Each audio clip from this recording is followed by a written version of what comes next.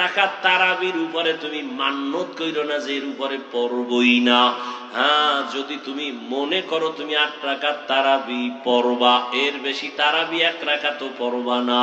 ওই ভাইজানের কাছে আমার অনুরোধ, বিনয়ের সাথে আমি ছোট হিসেবে অনুরোধ করব, যদি আপনি 8 রাকাতের বেশি তারাবি পড়বেন না বলে পাক্কা এরাদা করেন, ঠিক আছে, আমি আধা মিনিটের জন্য আপনার কথা সাপোর্ট দিলাম, তবে আমার অনুরোধ হলো আপনি 8 রাকাত তারাবি হিসাবে পড়েন, ঠিক আছে, মেনে নিলাম।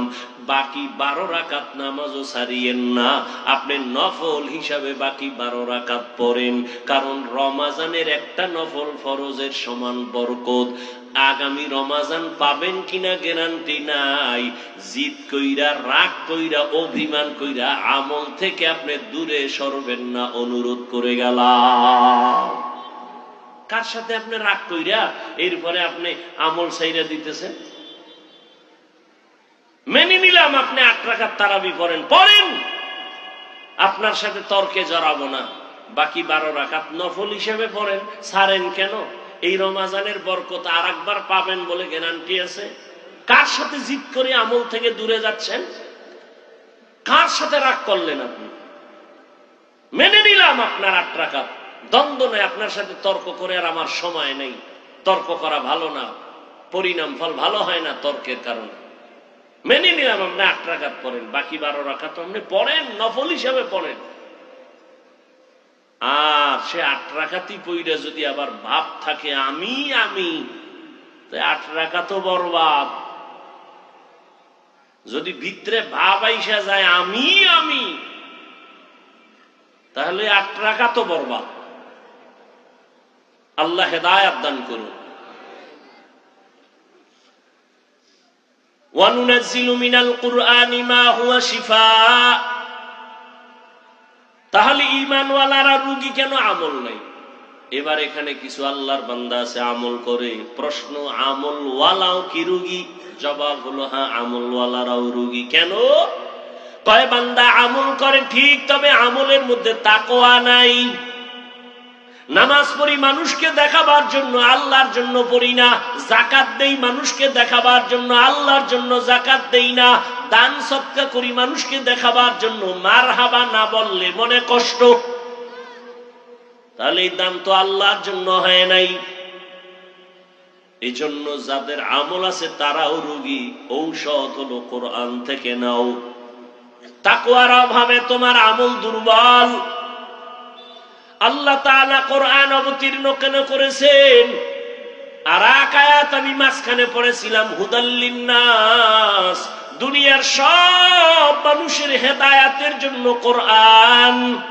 এখানেও প্রশ্ন জটিল। যদি সমস্ত দুনিয়ার মানুষের জন্য কোরআন হেদায়েত হয়, দুনিয়ার মানুষ কেন হেদায়েত পায় না? পাইছে সবাই? আর এই মাঠের দি পায় না, দুনিয়া বাদ দাও।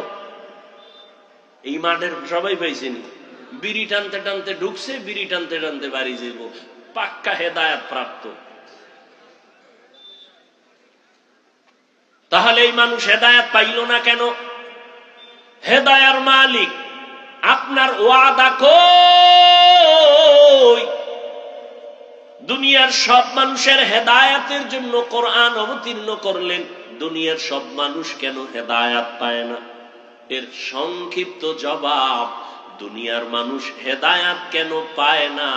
দুনিয়ার সবাই হেদায়েত চায় না। সবাই হেদায়েত, আবু জাহিল হেদায়েত পায় না কেন বলেন? হেদায়েত চায় নাই। আর ওমরের মতো বান্দা হেদায়েত পাইল কেন? বলে হেদায়েত চেয়ে ফেলেছে। আপনি জানেন মিথ্যা কথা বলা হারাম, জানেন না? এরপরও আপনি মিথ্যা বলেন কেন? আপনি হেদায়েত চান না।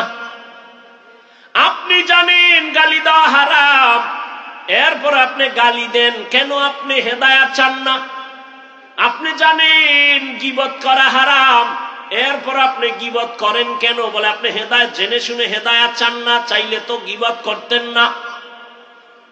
আপনি জানেন চুরি করা হারাম, ডাকাতি হারাম, সুদ খাওয়া হারাম, ঘুষ খাওয়া হারাম, তাস খেলা হারাম, ক্যারাম বোর্ড হারাম, লুড্ডু খেলা হারাম, নাচ দেখা হারাম, গান শোনা হারাম, মা বাবার সাথে বেয়াদবি হারাম, এরপরও কেন সুদ খান?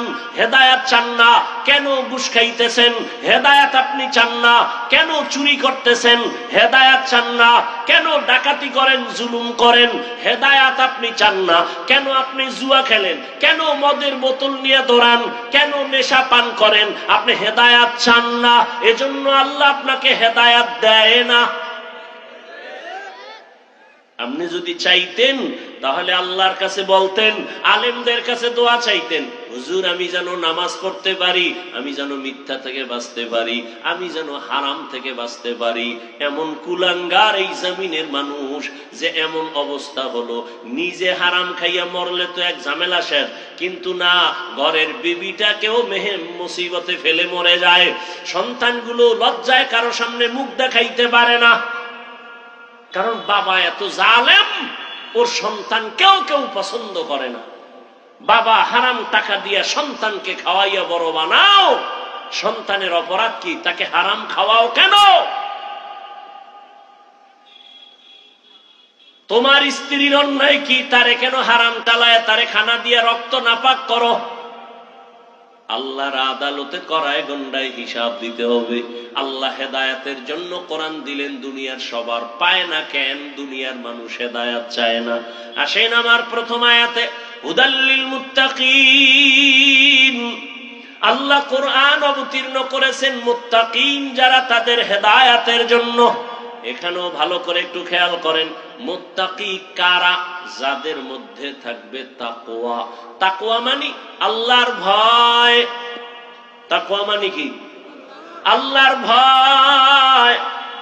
আমি যদি আপনাদেরকে এখন প্রশ্ন করি, এই ময়দানে আপনারা কারা কারা আল্লাহকে ভয় করেন, যদি জিজ্ঞাসা করি, সবাই হাত উঠাবে না? সালাক দুই একটা থাকলে না জানে এবার পা দুইটা উঠাইয়া দেয়, চার হাত পা আল্লাহরে ভয় করে। অথচ যেই বান্দা নামাজ পড়ে না সেও বলে আমি আল্লাহকে ভয় করি, যে রোজা রাখবে না সেও বলে আল্লাহকে ভয় করি। কেমন নিমক হারাম খায়, রোজা রাখলে আমার অসুস্থতা বেড়ে যায়। অথচ চিকিৎসা বিজ্ঞানীরা কি বলে? হুজুর গো কথা মানবা না, কপাল খারাপ।